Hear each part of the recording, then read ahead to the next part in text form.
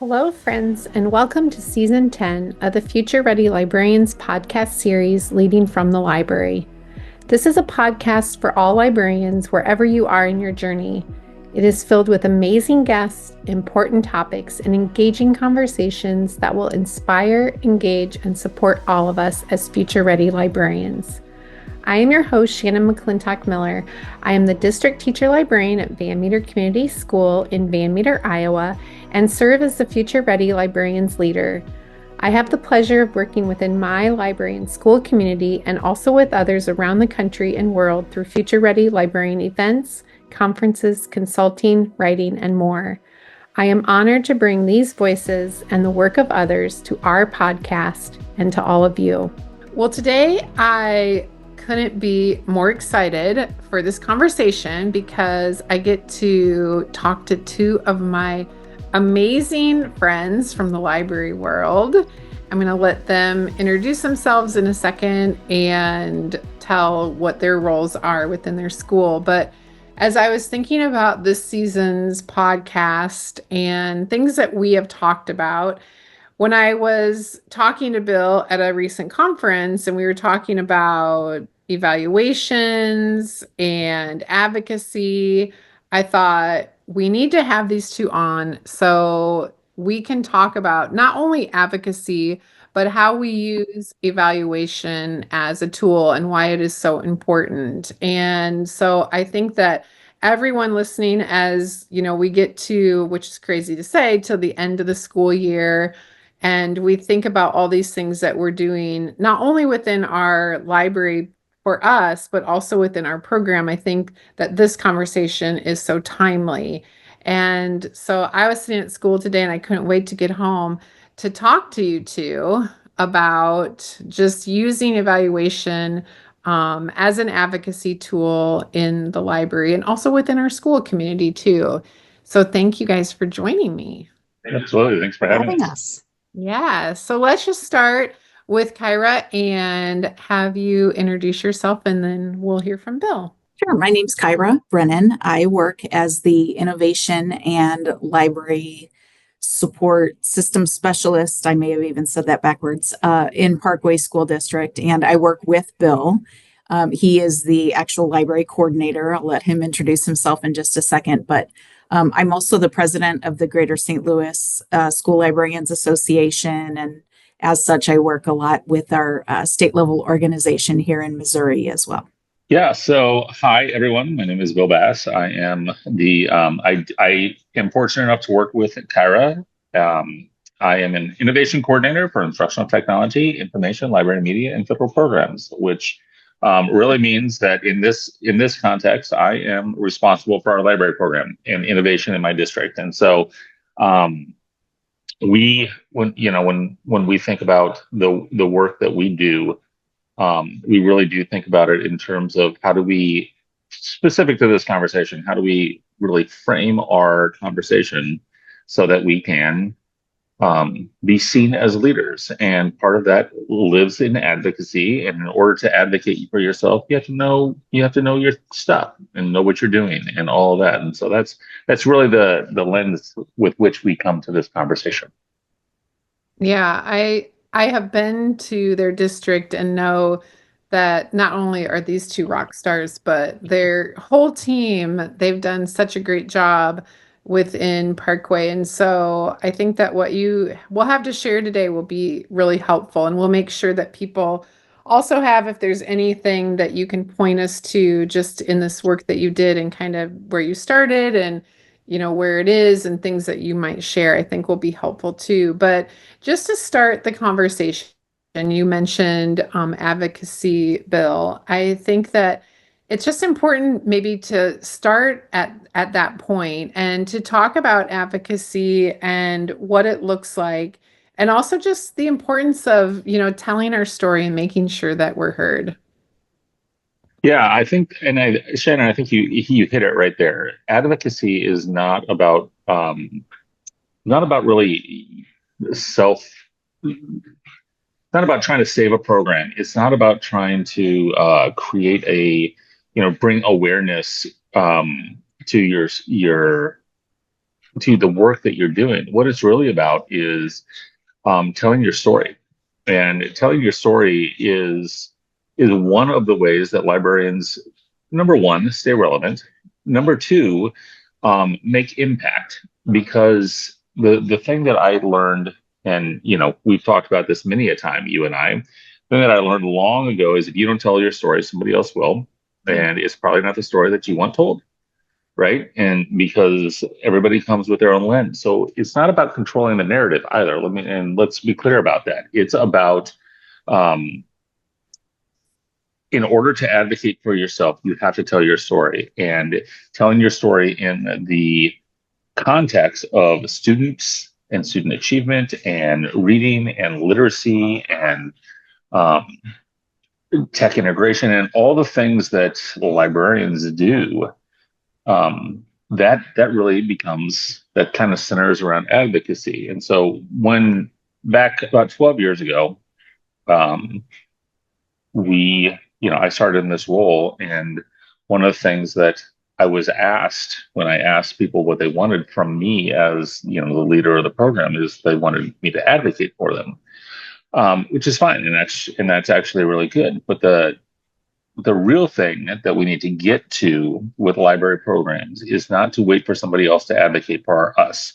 It's to advocate for ourselves and to make sure that we are really being intentional about what we're not trying to like shape the story, but really be intentional about what are the things that people are going to care about that we want to share. And always with that student in mind, and always with the organization in mind. So it's not just, like what's going to serve me well today. It's what's going to serve our organization well on an ongoing basis. That's what advocacy is. And so when we're talking today about evaluation, talking today about how we evaluate programs and librarians and all that, evaluation helps us tell that story. And evaluation helps us to advocate in ways that we may not have been able to or may not have thought to in other circumstances. And so that's, I would just say that let's couch our conversation today in this whole idea of telling our story through evaluation, as opposed to seeing evaluation as potentially punitive or potentially like this big scary thing. No. Let's flip that and think about it in terms of this is an opportunity for us to really make a difference and really make improvements in our program. Yeah, I think that's why when we were talking about it before, what got me so excited is because that's what I want people to, including myself, because I'm still in the library, that's what I want people to gain from this. And I think, Kyra, why don't we just start, talking about how you evaluate librarians, like what that looks like, and even just the starting point. I love how when Bill went back to, 12 years ago and kind of how that looked. And so for others to know how they could do this within their school and district too. Sure. Well, the way things work in our district, luckily, I like this aspect. Bill and I don't actually evaluate the librarians per se. That is done by the building administrator. We offer advice and support in that regards by the things that we have in our program standards and our program as a whole. So the actual evaluation tool itself sort of lives a little more in the schools. But I really, really feel strongly that librarian evaluation is one of the most overlooked and disregarded things that is so critically important. It's just something that people don't talk about enough, honestly. And my thinking behind that is that I'm not sure it's being done in a way that's kind of helping librarians and library programs grow necessarily. We here in the state of Missouri, we've been working on new program standards just this past year, and I was a member of the task force. And when we got to the section on evaluation, we were really mindful about making sure that we pointed out it needs to be a library specific evaluation tool. I think the majority of school districts kind of, aren't sure what goes on in libraries sometimes, or maybe they don't have that district level coordinator lens to explain to them what's supposed to be going on in the library program. So we find a lot of evaluation tools that are either exactly what a teacher evaluation tool looks like, or maybe it's the teacher tool with just a little bit of extra something, tacked on. And anybody that has spent 5 minutes as a librarian will tell you, like, that's literally nothing like what happens there. So, you know, you don't want to set yourself up for a situation that you're being evaluated with a tool that doesn't really explain what's going on in there. So, there's some pretty important pieces I like to look for. So the first is that leadership chunk, of which advocacy is a part, to tie back to what Bill said. You've got to be that program advocate constantly. You've got to be an advocate for, literacy and students reading and all of those things. And you've got to be able to communicate well, while you're being that advocate, communicating with your stakeholders. So all of that needs to be something that's looked at as a whole, and, giving guidance to librarians on that. And then in that same leadership, like professional development, that's something teachers don't really get evaluated on, right? But librarians sure should be. Are you leading the development in your school that ties back to the district goals and initiatives? Are you making change in your building because of the development that you're providing? Are you doing your own professional learning, things like that? So that leadership is just such an important piece that could be completely missing if you were just looking at something a teacher is expected to do in the classroom. Like, we've got the instruction piece normally, but going along those same lines with instruction, a librarian is then expected to be a good collaborator with other teachers, and it's a big part of what we do in the library. So not only just the teaching and learning with the students, but you've got to be able to teach and learn with adults, collaborate together on teaching and learning, and have that be part of that instructional area as well. And then, certainly we've got the big obvious one that doesn't show up sometimes. It's just the whole management of the program, right? Like your policies and your procedures, your collection development, and all the things that go along with that. What and how are you doing those things? How are you managing your budget? How are you doing scheduling, and how are you making sure all the classes are fit in and the like? So there's just really a lot more that goes on than a regular teaching. So it's hopefully most places now are looking toward a library specific evaluation model. And I think, if that's truly happening, it's a little less scary. I hear a lot from librarians that are a little scared about evaluation because they feel like the tool doesn't fit. And, I think once it fits and it's truly measuring what you want it to measure, librarians are more comfortable with that, and it truly will be a tool that helps them grow over time. Yeah, I think that's great. I mean, I jotted some things down, like even thinking about, it's so important thinking and having the administrators understand, like, everything, all the great things that librarians can bring to a school and to the table through their leadership. And you've just covered things so well, because I think that makes it, so much better for everyone involved, including our kids too. Right. So I want to add one thing to that. I think that when we think about like the evaluation models that we adopt or that we create, right, along the way, and, both of you were talking about the administrator lens and looking at that. Um, Whatever your evaluation model is specifically for libraries, it shows what you value in a library. And it really does focus you, and it's a communication tool. It communicates to administrators, it communicates to your principal, whoever the evaluator is, what your role is, what the focus is of your work, and what it means is that, like when we think about what some librarians are being asked to do, right? And maybe that is to be the teacher of record for a class, or maybe that is, to do, I don't know, recess duty, coverage, whatever the thing is that needs to be done. Like, we can be team players and all that stuff, but the evaluation model actually shows what we value in terms of our entire approach, and we can't pretend that it doesn't. We can't pretend that it's not something that we continue to need to look at and make sure that our administrators understand what their role is and how it looks in a school. And so, like, if your evaluation model isn't about instruction, like, it's going to be about instruction, right? But if it's not,